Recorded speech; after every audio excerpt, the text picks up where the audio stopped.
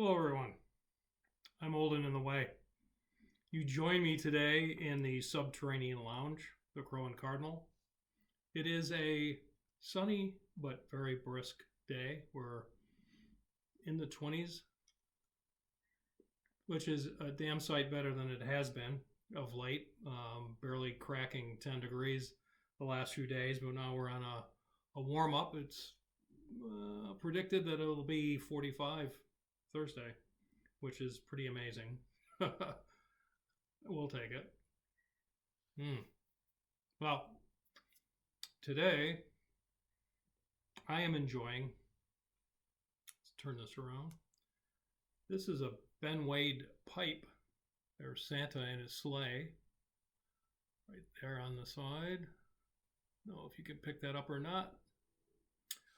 This is a precious pipe for me. I won this in a GAW that Lester, Redcoats Return, had about 3 years ago. It was the one and only GAW I've ever won. And I got this beautiful pipe from Lester, as well as the tamper I'm using today, Frosty. Yeah, and so special place in my heart for this pipe from Lester.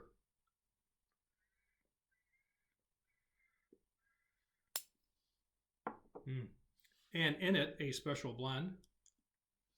It is Watch City's Double Barrel. This was the Christmas release of 2020, and it is indeed a double barrel. The Virginia was cured in Demerara rum, and the Burley was cured in Jefferson bourbon. And they also incorporated a big cachet, they said, of Gowth Hogarth Black Cavendish. So it is a very, very tasty blend. I think that heady mixture of the rum and the bourbon and the Black Cavendish imparting a caramel flavor to the blend, and you have a very, very tasty Christmas blend, which I am enjoying immensely. The only way I've made this last since 2020 is by limiting myself to 2 or 3 bowls. I bought, I don't know if it was 2 or 4 ounces, but I have a little bit left. I have a few Christmases left to enjoy that, and it's only gotten better with age. I'm a little bit surprised that I'm still tasting the rum and getting the bourbon notes after 5 years, but they are definitely there. Well, the rest of this video is going to be a little look at a purchase that I made, a little restoration job that I did that I was very pleased with. I'm going to move to a different part of the headquarters here that has a little bit better light and carry on. So if you want to stick around for that part of the video, please do. And I'll just sign off right now and wish you all the very best. Take it easy, but take it. Happy holidays. Ta-ta for now. Yeah, so Stanwell pipes are a favorite of mine, and anytime I can run across one that is pre-80s, I'm interested. I recently purchased and refurbished a Shape 30, which I just love, and I've had my eye out for a Shape 35. It's not an intense search, but it's one that I routinely come back to, and well, I was successful. I found one. It of course needed some work. If you're buying one that's in tip-top shape, you're going to pay. If you can find one that needs a little bit of work and you're willing to have at it. The price is cheaper, and I found such a pipe. It was a little bit rough.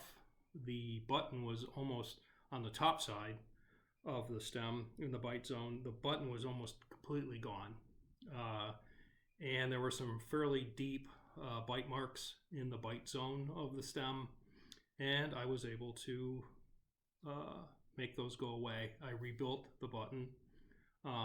Well, here's some pictures of what it looked like when I got it.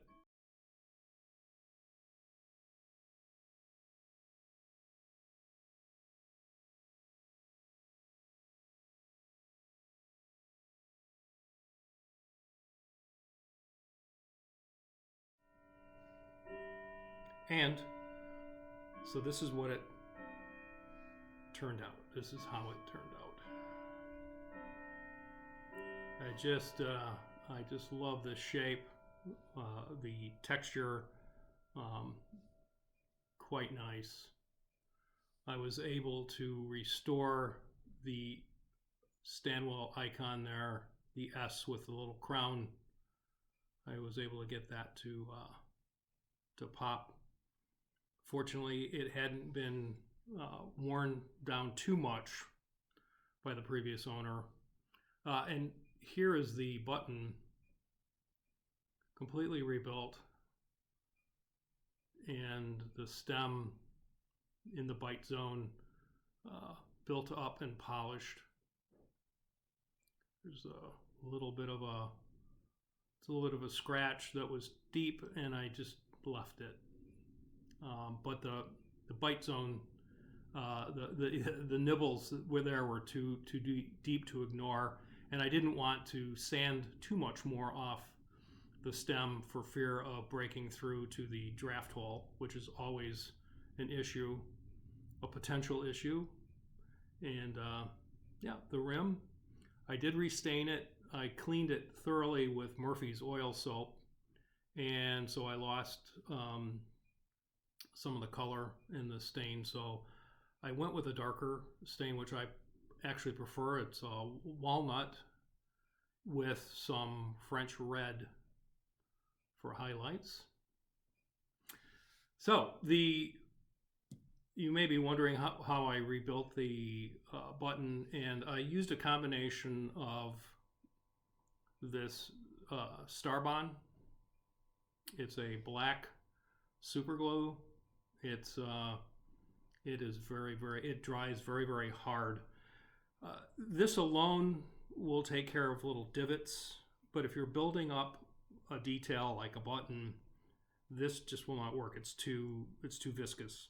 So what I always recommend is to keep your old stems. This is a vulcanite stem, actually off of one of my grandfather's pipes that I couldn't part with for emotional reasons, but it has also it helps.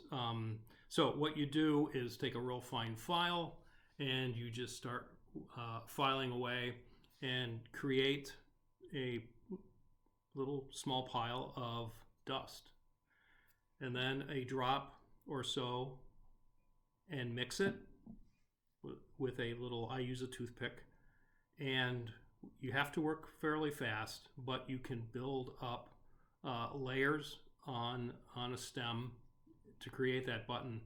And I let it dry overnight just to be safe.